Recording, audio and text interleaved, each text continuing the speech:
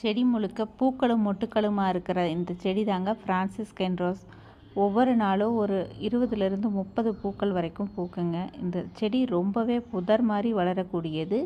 இந்த செடியை வெட்டி விட்டுட்டதுனால இப்போ சின்ன செடியாக இருக்குது. இருந்தாலும் இப்போவும் நிறைய பூக்கள் பூக்குது. இது நாட்டு 7 டேஸ் ரோஸ்ன்னு கூட சொல்லுவாங்க. ஆனால் இது 7 டேஸ் ரோஸ் மாதிரி இருக்காதுங்க. இந்த செடி நிறைய முட்களோடு இருக்கும். பூக்கள் நிறைய வருஷம் முழுக்கும் பூத்து கொட்டிக்கிட்டே இருக்குங்க.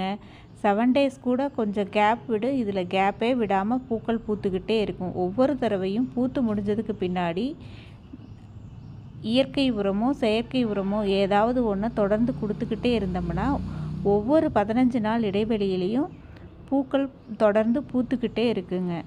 வருஷம் முழுக்க பூக்கள் வேணுமா? அப்போ இந்த ஒரே ஒரு செடியை வாங்கி வையுங்க. பூத்து கொட்டிக்கிட்டே